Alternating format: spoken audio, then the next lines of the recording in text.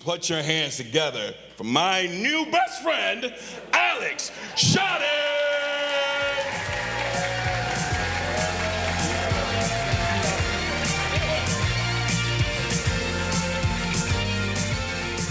Hello, mic check. Can y'all hear me in the back? All right.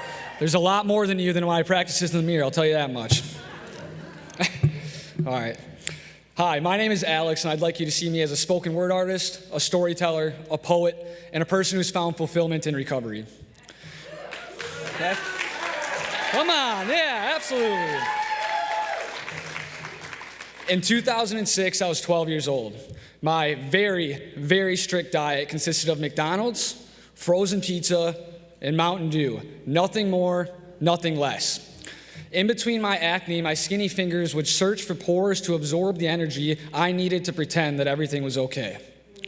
My hygiene was questionable. My parents are somewhere out there, and they'll tell you that my greasy fingers definitely folded corners, marking the pages of my favorite Harry Potter quotes.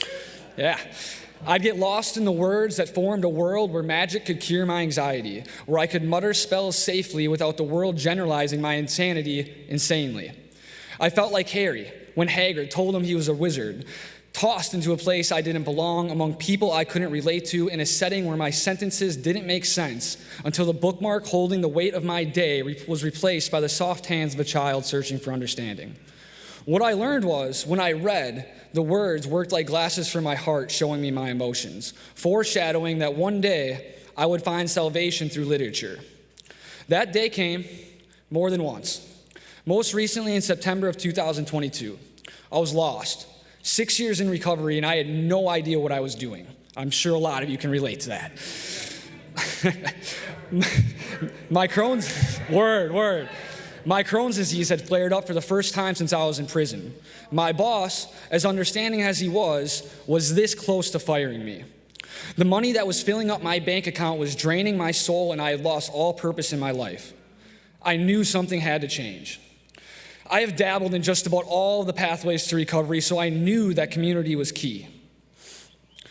And I knew mine wasn't going to be in the drinking culture of Northeastern Wisconsin, but go Pack Go, always. Yes, let's go, woo! So I took a trip, and I left indefinitely to Arizona to launch the Lifted Poets Society, which is a collective that would bridge mental and physical health through art. Yeah, absolutely.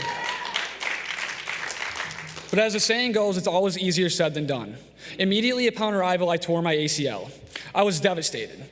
But through the tools I'd gathered over the years, I managed to finish my first collection of poetry. I kept my collective afloat, and I tried my best to be a resource for those struggling. It seems that this lapse and balance mentally was just that. And soon, I'd be back to the person I always was. But disaster struck again. Bravo was my cat.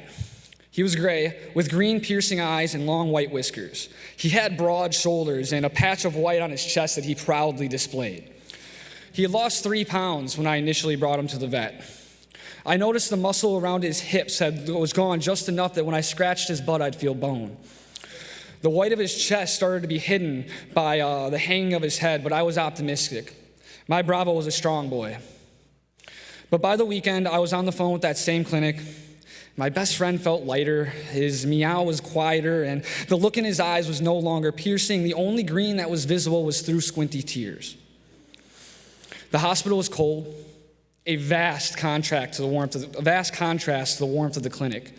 The only similarity was the cadence of my flustered speech. The creaking of the doors sounded like death pacing tile and steel. I felt like I was listening underwater when the doctor explained the test that my boy would endure. I left him with a promise and a lie. I'd be back and everything would be okay. I got the call in the middle of work. I was serving the same poison I'd sworn off. The foam atop the lager was bubbling with the same anxiety as my gut. The hospital seemed so much colder this time. I could barely make out the room numbers through my swollen eyes, and my Bravo was so small. He was only 6 pounds. But who am I to decide when losing the ability to live turns into dying? It felt impossible to make his last moments memorable, but I held him and I tried. The good news is his vibrations from his vocal cords converted to love in my heart when he finally found peace. I tell you all this because I've never let myself grieve freely. Every loss I'd been dealt with up to this point had been at a table I was used to losing at. It's so easy to compound negatives when you're locked or when you're in the grips of addiction or you're locked in a cell. The chaos was so comfortable that it made sense to add loss to it. But I had to trust myself with one foot in front of the other, one day at a time. So I wrote down my soul, man, in my notes right on my iPhone. And I didn't edit it. As soon as I was done, I went to the closest coffee shop with a mic stand and I cried. I cried with strangers who became my friends. I cried with people who were crying the exact same tears for the exact same reasons for their own loss. We have to remember that experience shared is a reminder that we only hurt so bad because we love so good. Word. Absolutely. The problem is men and women alike suffer silently.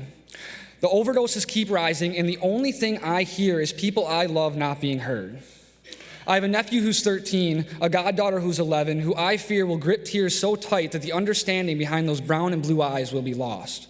We have this ability to connect through words globally in a matter of seconds, and if we can compound this with face-to-face interactions where human connection can be felt through body language, we have a real shot at finding large-scale healing. I do this by sharing my story and sharing my emotions through poetry because it leads to conversation, and conversation leads to change. As a spoken word artist by night, I'd like to share a part of that poem that I wrote for my dear Bravo with you. Bravo was so prideful, in fact, that when he stopped eating, and not the stopped eating where you leave the peas because you're full, but everybody knows nobody really likes peas, and not the stopped eating where you're just saving room for dessert. No, this was defiant. Like when you're coming up to a yellow light, you know you have plenty of time to stop, but you speed through anyway. Defiant, like a rain during a drought, acutely aware of every ounce of survival it holds. Before all this happened, my life wasn't that busy. Now it won't slow down no matter how far out my body I step. I look back on the events of that Monday every single day. I remember crying. But this wasn't the crying I did with the boys when the Packers missed the playoffs last year, and it wasn't. And it wasn't the crying from exhaustion after a double bartending shift on the weekend. No, this was guttural, angry, desperate. The sounds that escaped my vocal cords were the exact ones I was taught to restrain as a man. You see, I usually don't grieve. I've seen so much death, I got good at it. I strap it across my chest as if the pain can monitor the flutters of resent I get from transferring all my love from my heart to my head. But Bravo, my friend, on the day you baked your last biscuit, I walked to and from my apartment 3 different times, even though I knew I forgot nothing. Because with each second gained was another chance to convince God to change his mind. Thank you all so much for your time today.